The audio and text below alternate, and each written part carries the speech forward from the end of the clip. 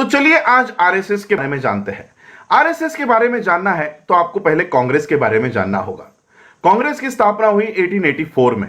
कांग्रेस की स्थापना की चैटर्जी, बैनर्जी, मुखर्जी, एनी बेसेंट, तिलक, आगरकर, सावरकर, इन सभी ब्राह्मणों ने मिलकर और एक अंग्रेज ने मिलकर इस कांग्रेस की स्थापना की।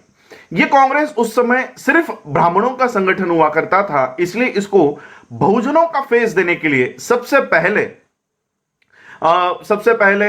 ज्योतिराव फुले इनको अप्रोच किया गया, इनके पास जाया गया और उनको विनती की गई कि आप हमारे इस कांग्रेस में आइए। ज्योतिराव फुले इन्होंने कहा कि आपका ये जो पक्ष है, आपका ये जो संगठन है, ये ब्राह्मणों का संगठन है और मैं इसमें नहीं आऊंगा। इसके बाद छत्रपति शाहू महाराज जी को कांग्रेस में लाने की बहुत तैयारी इन लोगों ने की। कांग्रेस के लोग छत्रपति शाहू महाराज जी को जाकर मिले। शाहू महाराज ने तो ये स्टेटमेंट दे दिया कि ये कैसी कांग्रेस है, ये कोई कांग्रेस नहीं है, ये तो ब्राह्मणों का दल है, मैं इसमें नहीं आऊंगा। तो यहां से ये जो संगठन था कांग्रेस का, ये सिर्फ ब्राह्मणों के हाथों में था। बाबा साहब अंबेडकर जी का राजनीतिक, सामाजिक, शैक्षणिक पटल पर, प्लेटफॉर्म पर उदय हो गया और बाबा साहब ने, जैसे मैंने कल के एपिसोड में कहा कि बाबा साहब अंबेडकर जी के वजह से भारत के सभी लोगों को वोट देने का अधिकार प्राप्त हो गया। अब जब वोट देने का अधिकार मिला तब कांग्रेस नहीं चाहती थी कि भारत के सभी लोगों को वोट देने का अधिकार हो। इसका ज्वलंत उदाहरण मैं तिलक का देना चाहता हूं। जब छत्रपति शाहू महाराज जी ने 50% आरक्षण जब लागू किया, तब तिलक ने सभा लेकर कहा कि तेली, तंबोली और कुनभटों को संसद में जाके क्या हल चलाना है? इनको क्यों चाहिए रिजर्वेशन? इनको क्यों संसद में भेजना है? इन लोगों का काम है खेतों में हल चलाना, लोगों के जूते पॉलिश करना, लोगों के बागों में काम करना। इन लोगों को संसद में नहीं भेजना है। और सबसे पहला विरोध किया था कांग्रेस के तिलक ने। बाबा साहब ने इस देश के सभी लोगों को वोट का अधिकार दे दिया। SC, ST, OBC, minority, Muslims और सभी लोगों को वोट का अधिकार मिल गया। 3.5% ब्राह्मण अब ये भारत के लोगों के ऊपर राज नहीं कर सकता था। भारत का ब्राह्मण इनके ऊपर राज नहीं कर पाएगा, इसलिए 1884 में बनी हुई ये जो कांग्रेस थी, इसमें से कुछ लोगों को 1920 के बाद बाहर निकाल दिया गया। 1920 में ही बाबा साहब अंबेडकर जी ने इस देश को वोट का अधिकार दे दिया था।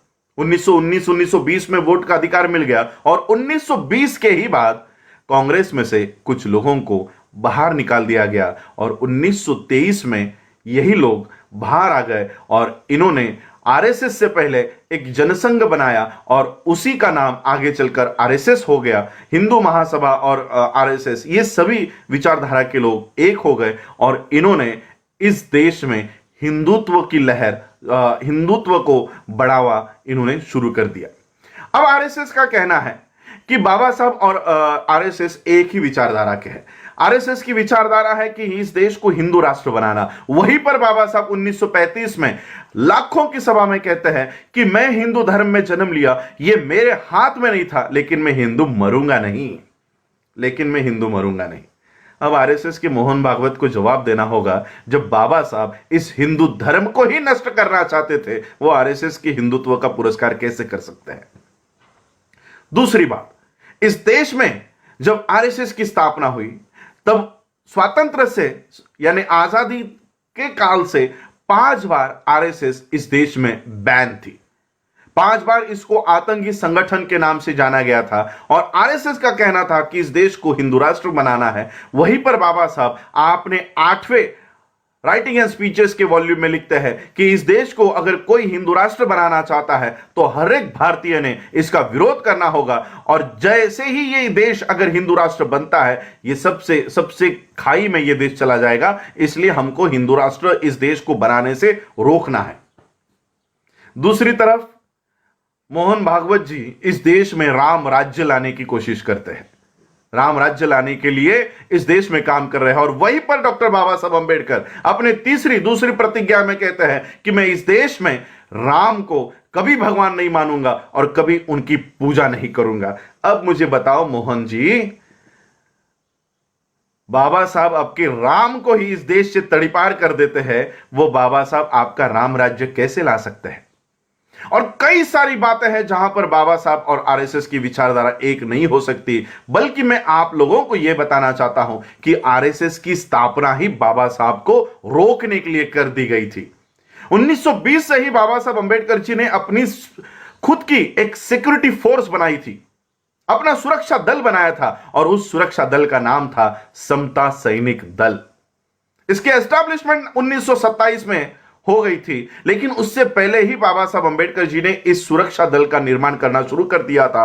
और इसी सुरक्षा दल को देखते हुए आरएसएस का हेगड़ेवार कहा करता था कि देखो, बाबा साहब अंबेडकर जी जैसा सुरक्षा दल हमको बनाना है, और बाबा साहब के समता सैनिक दल की ओर यह उंगली दिखाकर कहा करता था कि इस तरह का संगठन हमको तैयार करना है।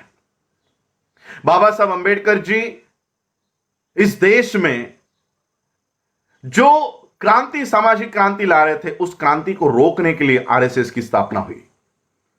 यहां तक कि बाबा साहब ने जो संविधान इस देश को निर्माण करके दिया, दूसरे दिन 26 जनवरी 1950 के दूसरे ही दिन यानी 27 जनवरी को दिल्ली में आरएसएस ने संविधान की प्रतों को जलाया। यह आज 2 साल पहले नहीं हुआ, 2018 में यह घटना नहीं घटित हुई पहली बार, यह सबसे पहली बार घटित हुई 1950 में। दूसरे ही दिन आरएसएस ने भारत के संविधान को जलाया था। आज भी यह आरएसएस यूनाइटेड नेशंस के आतंकी संगठनों में एक प्रमुख संगठन है। इसलिए मैं आप लोगों को कहना चाहूंगा, ये जो मीडिया इनका काम कर रहा है, बाबा साहब को आरएसएस के प्रो दिखाने का, आरएसएस के विचारधारा का दिखाने का काम कर रहे, आज ही क्यों कर रहे हैं? मैं आपको इसकी वजह बताना चाहूंगा। इसकी वजह है इस देश का मुस्लिम। इस देश के मुस्लिमों के लिए आरएसएस काम कर रही है कि बाबा साहब को हिंदुत्व का एक मसीहा बताया जाए। जब इस देश में सीए, एनआरसी, एनपीआर लागू करने की कोशिश की जा रही थी, तब इस देश का मुस्लिम रास्तों के ऊपर उतरा, हाथ में अपने धार्मिक झंडा, फ्लैग्स को लेकर, झंडे को लेकर नहीं, तो इस देश के ध्वज को, राष्ट्रीय ध्वज को लेकर वो रास्तों के ऊपर उतरा, और हाथ में डॉक्टर बाबा साहब अंबेडकर जी की तस्वीर थी। जैसे ही ये तस्वीर हो सारे मीडिया के ऊपर, सारे पेपर्स के ऊपर गई, इस देश में आरएसएस को जलन होने लग गई कि जो मुस्लिम, ये मुस्लिम आज बाबा साहब के विचारों को फॉलो करने लग गया है, बाबा साहब के फोटो को लेकर चलने लग गया है। और उस दिन से आरएसएस ये कोशिश में लगी है कि मुसलमानों के हाथों से बाबा साहब अंबेडकर जी को हटाया जाए, छीन लिया जाए। दूसरे ही दिन सीए, एनआरसी के इस आंदोलन को जब चलाया जा रहा था, दूसरे ही दिन हिंदुस्तान टाइम में नंद कुमार नाम का आरएसएस का एजेंट को हिंदी में क्या कहते हैं आप लोग डिक्शनरी में ट्रांसलेशन में देख लो, यही नंद कुमार ये कह रहा था कि ये मुसलमान तो बाबा साहब की फोटो यूं ही लेकर घूम रहे हैं। दरअसल सीए का समर्थन तो बाबा साहब ही कर रहे थे, बाबा साहब के ही विचारों पे हम लोगों ने सीए लागू किया है। तो मैं आपको यह भी बता देता हूं, क्या सीएए सही में बाबा साहब अंबेडकर जी के विचार की कोई कानून है?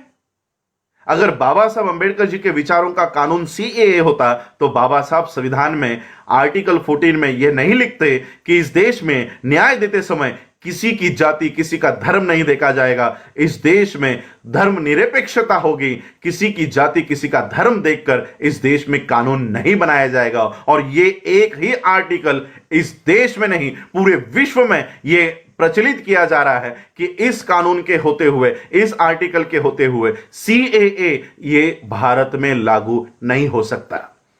अब मुझे बताओ मोहन भागवत जी, आपके हिंदू राष्ट्र को इस देश में लागू करने की सबसे बड़ी समस्या है डॉक्टर बाबा साहब अंबेडकर। आज बाबा साहब अंबेडकर हमारे सामने जिंदा नहीं है, हमारे सामने जीवित नहीं है, लेकिन उनकी किताबों के माध्यम से बाबा साहब आज भी हमारे सामने हैं। दिक्कत यह है कि हम वो किताबों को नहीं पढ़ रहे हैं, वो आप पढ़ रहे हो, और इसलिए बाबा साहब की एक लाइन आगे लेकर आते हो और 4 लाइनें छुपा देते हो। और इसलिए मैं आप लोगों को, देश के लोगों को कहना चाहूंगा, इस देश में मोदी और अमित शाह को रोकने से कुछ नहीं होने वाला। इस देश में से अगर किसी को हटाना है तो वो आरएसएस को हटाना होगा। इसको हटाने के लिए आप सभी लोग पहल करें, यही मैं आज के इस एपिसोड में कहना चाहता हूं। आज आप लोगों ने मुझे सुना, उसके लिए आभार। जय भीम, जय भारत, जय बुद्ध। बहुजन समाज से जुड़ी हर खबर को देखने के लिए